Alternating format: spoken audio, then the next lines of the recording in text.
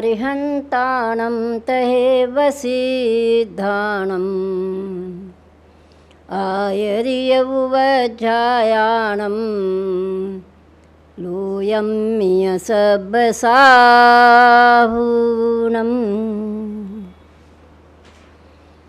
बोले देवादिदेव श्री चंद्र प्रभु भगवान की, बोले आचार्य चक्रवर्ती श्री शांति सागर जी महाराज की, बोले आचार्य रत्न 108 श्री अजित सागर जी महाराज की, गुरुवर आचार्य कल्प 108 श्री सन्मति सागर जी महाराज की, बोले जैन धर्म की, बोले वात्सल्य मूर्ति आचार्य श्री विमल सागर जी महाराज की जय। गुरु की महिमा वर्णि न जाए, गुरु नाम जपो मन वचन काए। आचार्य श्री विमल सागर जी महाराज की महिमा का वर्णन करना अति दुर्लभ है, क्योंकि आचार्य श्री विमल सागर जी महाराज वात्सल्य की एक मूर्ति थी। उनके रग रग में, उनके रोम रोम में वात्सल्य ठूस ठूस के भरा हुआ था। जब उनका वात्सल्य बाहर झलकता था तो ऐसा लगता था जैसे भगवान के मुख से ही, जैसे गुरु के मुख से ही चंद्रमा से अमृत झर रहा हो। ऐसी उनकी वाणी आज भी हम लोगों के कान में गूंज रही है, क्योंकि हम लोग लोहारिया के अंदर 1 महीना महाराज जी के साथ रहने का अवसर प्राप्त हुआ। महाराज के मन में कभी ये नहीं आया कि ये छोटा है या ये बड़ा है। जब हम लोग संग अजित सागर जी महाराज के साथ थे, आचार्य श्री अजित सागर जी महाराज जब लोहारिया पहुँचे तो विमल सागर जी महाराज वहाँ पहले से थे, लेकिन उनमें ये नहीं आया कि अजित सागर जी महाराज छोटे हैं, मैं लेने कैसे जाऊं। लेकिन नहीं, पूरे संघ के साथ आचार्य श्री विमल सागर जी महाराज आचार्य श्री अजित सागर जी महाराज को लेने के लिए कम से कम 1 किलोमीटर तक चल के आए होंगे। और जब उनका वात्सल्य गले से गले मिलना एक अद्भुत ही सामने दिखाई देता था कि दोनों आचार्य किस प्रकार से वहाँ मिले होंगे।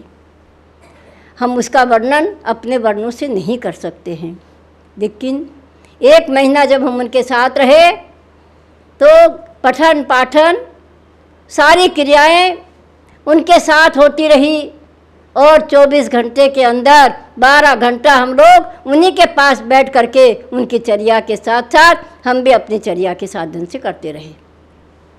परंतु महाराज के पास 1 बजे से लेकर 2:30 बजे तक 1.5 घंटे तक लाइन लगी रहती थी भक्तों की। महाराज जी प्रत्येक भक्त को कुछ न कुछ उनके जीवन के दुख संकट आदि को सुनते थे और उसको दूर करने का पुरुषार्थ भी उनको कराते थे। कोई दुखी मानव जब महाराज के पास पहुँचते तो महाराज क्या कहते, ये तो संसार का संघर्ष है। उनसे कहते ये तो संसार का संघर्ष है, मानव संघर्ष से जीत जाता है और संघर्ष करके अपने आप को खुशी मनाता है तो क्या बन जाता है, चंदन बन जाता है। संघर्ष करके मानव क्या बनता है, चंदन बन जाता है। और भगवान की भक्ति, पूजा, आराधना, उपासना, जाप आदि करने से मानव शरीर को जब तपा देता है, क्या कहते थे, शरीर को जब तपा देते थे तो आत्मा कुंदन बन जाती है। ऐसा वे बार बार अपने भक्तों को कहते थे कि संघर्ष संसार से करिए और शरीर को तपाना आत्मा को कुंदन बनाने के लिए करिए, क्योंकि शरीर को तपाए बिना आत्मा कभी कुंदन बन नहीं सकती है। इसलिए भक्ति करो, भक्ति से सारे संकट क्या होते हैं, दूर हो जाते हैं, क्योंकि ये सारे संकट दूध के उफान के समान आते हैं। क्या कहते हैं महाराज जी, ये सारे संकट जो जीव के लिए आते हैं, चाहे रोग का हो, चाहे दरिद्रता का हो, चाहे परिवार का हो, चाहे अपने मन का हो, कैसा भी संकट जब शरीर के ऊपर आता है तो क्या होता है, दूध के उबाल के समान आता है। लेकिन गुरु के वचन जल का काम करते हैं। क्या कहते हैं? गुरु का वचन जल का काम करते हैं। और जल जब उस दूध के ऊपर उफान पे गिरता है तो क्या होता है, शांत हो जाता है। इसी प्रकार गुरु भक्ति जीवन में आनी चाहिए। गुरु की भक्ति ही मानव को संसार से पार उतारती है। गुरु ही एक ऐसे होते हैं जो संसार के दुखों से छुड़ाकर मुक्ति के मार्ग में पहुंचाते हैं। कुएं में गिरी हुई बाल्टी बिना कांटे से बाहर नहीं आती है। कुएं में गिरी हुई बाल्टी बिना कांटे के बाहर नहीं आती है, लेकिन रस्सी उसके हाथ में होती है। इसी प्रकार से दुखी मानव जब गुरु के पास पहुंचता है तो गुरु के वचन क्या होता है, उसको हाथ का अवलंबन दे करके बाहर निकाल देते हैं और संकट से दूर करा देते हैं। ऐसे वात्सल्यमयी आचार्य श्री विमल सागर जी महाराज का हम कहाँ तक गुणगान करें। एक एक शब्द उनके कानों में ऐसे गूंजते रहते हैं। एक बार प्रवचन में महाराज बोल रहे थे कि अहंकार मानव का शत्रु होता है। अहंकार क्या होता है, मानव का शत्रु होता है। और ये अहंकार ही मानव को नरक और निगोद में ले जा करके गिराता है। उन्होंने एक कितना सुंदर दोहा कहा, मानी मानी मर गए, रहा न उनका वंश, तीनों टोला देखिए, कौरव रावण कंस। ये तीनों ही अहंकारी थे। कौरव ने एक एक जमीन के, एक एक जमीन के लिए अहंकार किया तो सारे वंश को नष्ट किया। रावण ने सीता का हरण किया, स्त्री के कारण सारे वंश को समाप्त किया। और कंस कृष्ण को मारने के लिए कितने पुरुषार्थ किए और सारे अपने योद्धाओं को समाप्त किया। तो ये अहंकार है, ये मान है कि संसार के अंदर मैं हूँ, ये संसार मैं जो चल रहा है, मैं और अहम, ये जीवन का दुख का कारण है। यही सारे नरक और निगोद में ले जाने वाले होते हैं। इन्हीं से बचने के लिए पुरुषार्थ मानव को करना होगा। बिना पुरुषार्थ के संसार के अंदर कोई भी कार्य सिद्ध होता नहीं है। इसीलिए मानव को चाहिए कि पुरुषार्थ और भाग्य दोनों एक साथ कार्य करेगा। पूर्व भव का कहीं पुण्य हमारे साथ होगा। महाराज जी बार बार कहते थे, पूर्व पुण्य साथ में लाइए। ये जितना आज आप यहाँ भोग रहे हो, जितना आप यहाँ सुख शांति से रह रहे हो, ये आज का नहीं, ये पूर्व भव का है। और आज जो हमें यहाँ करना है, चाहे भगवान की भक्ति करो, आराधना करो, उपासना करो, पूजा करो, जाप करो, ध्यान करो, इससे क्या होगा, पुण्य होगा। और यह पुण्य इस भव में ही, अगले भव के अंदर भी यही पुण्य आपको नाश्ता का काम कराएगा। बिना नाश्ता के आगे जाओगे तो आगे क्या मिलने वाला है, कुछ नहीं, सब यही रह जाने वाला है। संसार दुखमय है। अगर संसार में ही सुख होता तो तीर्थंकर बनने की क्या आवश्यकता थी, तीर्थंकर को घर छोड़ने की क्या आवश्यकता थी। तीर्थंकर भगवान जितने भी बनते हैं, 24 तीर्थंकर होते हैं, वे स्वयं के लिए तीर्थंकर नहीं बनते। तीर्थंकर स्वयं के लिए नहीं बनते, पर के उपकार के लिए बनते हैं कि मेरा कल्याण मैं स्वयं करूंगा, लेकिन मेरे द्वारा पर का उपकार कैसे हो, इस उपाय से वे तीर्थंकर पद को धारण करते हैं। तो आज हमारे जितने भी इस संसार के अंदर गुरु दिखाई देते हैं, वे क्या हैं? आज हमारे जो पंचम काल में जो साधु चलते फिरते हमें दिखाई देते हैं, धर्म का उपदेश देते हैं, ज्ञान देते हैं, वे क्या चीज़ है? आज चलते फिरते हमारे तीर्थंकर है। तो ऐसे आचार्य श्री विमल सागर जी महाराज भी एक निमित्त ज्ञान को प्राप्त हुए, सारे संकटों को, संसार के भक्तों को दूर करते थे। तो आज वे भी हमारे लिए क्या है, पूज्य है, और वे भी हमारे लिए तीर्थंकर की उपमा के साधन है। क्योंकि जीवन तो जन्म और मरण, संसार के दो पाटे हैं। संसार के दो पाटे हैं, एक जन्म और एक मरण। तो जिसका जन्म हुआ है उसका मरण अवश्य होना है। तो आचार्य श्री ने यही विचार किया कि जीवन तो बहुत कुछ जी लिया, अब आगे क्या करना है, समाधि की साधना करनी है। तो समाधि 5 प्रकार की होती है। बाल बाल मरण, बाल मरण, बाल पंडित मरण, पंडित मरण और पंडित पंडित मरण। तो आज इस पंचम काल में पंडित पंडित मरण तो होता नहीं, और साधु बाल बाल मरण करते नहीं। बाल मरण भी साधु बनने के बाद नहीं होता है। बाल पंडित मरण भी छुल्लक ऐलक आदियों का, पंचम गुण स्थान वालों का होता है। तो महाराज श्री ने पंडित मरण की साधना करी। पंडित मरण की साधना 3 प्रकार से होती है। एक तो 12 वर्ष की संलेखना लेकर के की जाती है, और एक स्वयं अपनी सेवा करते हैं, दूसरे से नहीं कराते, और एक स्वयं सेवा न स्वयं करते हैं और न दूसरे से कराते हैं। तो ऐसे विमल सागर जी महाराज ने उत्कर्ष संलेखना के साधन से मौन पूर्वक साधना करते हुए अपने इस नश्वर शरीर का त्याग किया। देखिए, शरीर का त्याग करना भी एक बड़ी अतिशय का कारण होता है, क्योंकि आज का मानव अन्न का कीड़ा बना हुआ है।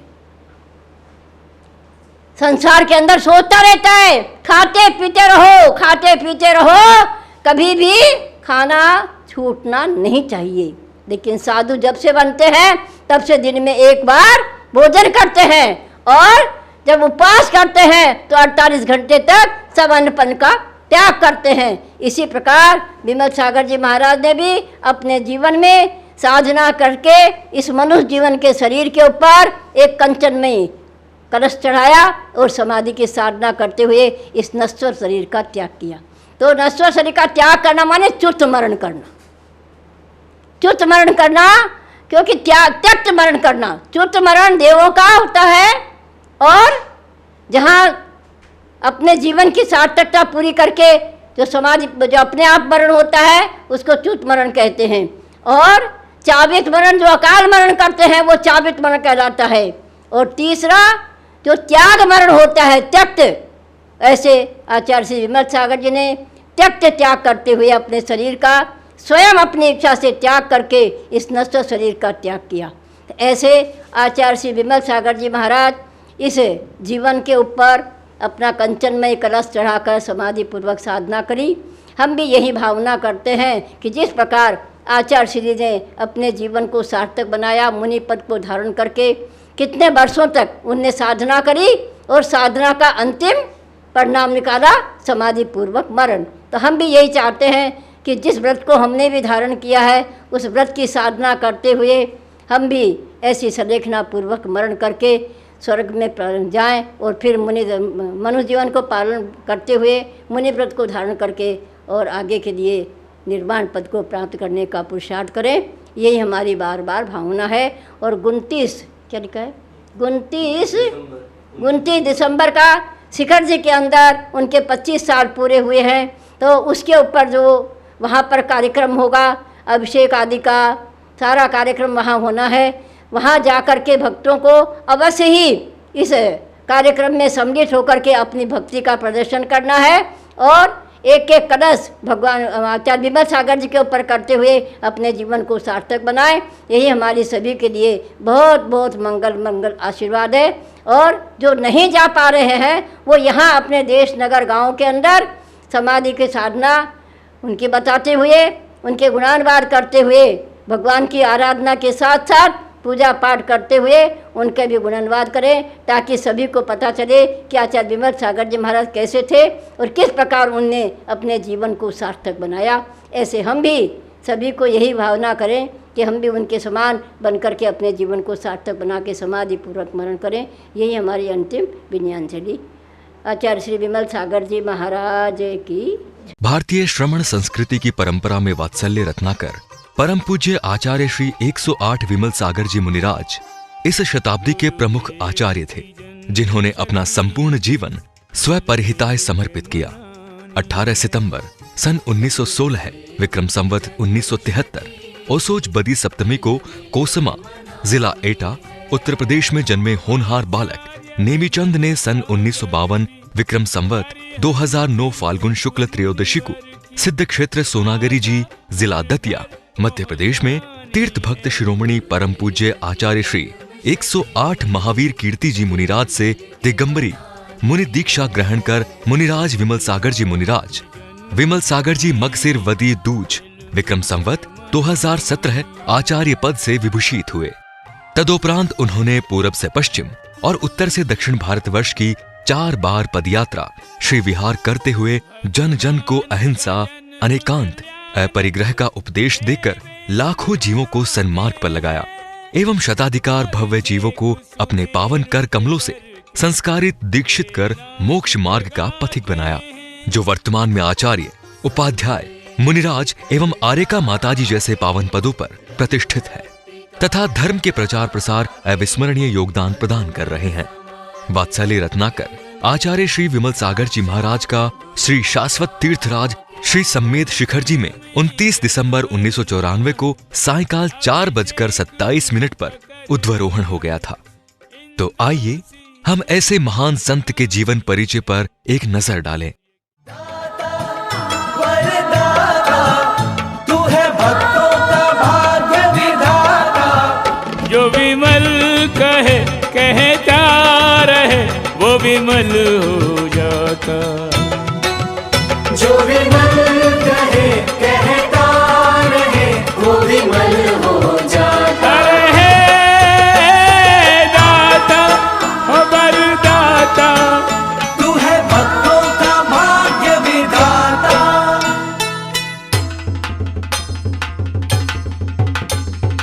विमल मुनींद्र तेरी सदा ही जय, अतिशय यतीन्द्र तेरी सदा ही जय।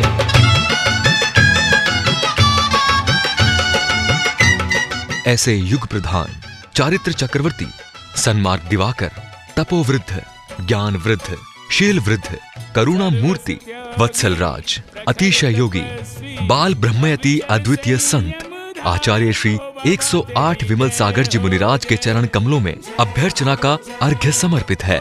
आपसे निवेदन करते हैं कि आप रविवार 29 दिसंबर 2019 को आचार्य श्री के रजत उद्वरोहण महोत्सव के पावन उपलक्ष्य पर अपने अपने शहर अपने अपने गांव अपने अपने मंदिर अपने अपने घर में अवश्य आचार्य श्री की पूजा अर्चना आचार्य श्री का विधान आचार्य श्री की आरती करें एवं सायकाल 4:27 पर नमोकार मंत्र का पाठ कर आचार्य श्री को श्रद्धांजलि एवं विनयांजलि अर्पित कर पुण्यार्जन करें। निवेदक वात्सल्य रत्नाकर आचार्य श्री विमल सागर जी रजत उद्वरोहण महोत्सव समिति।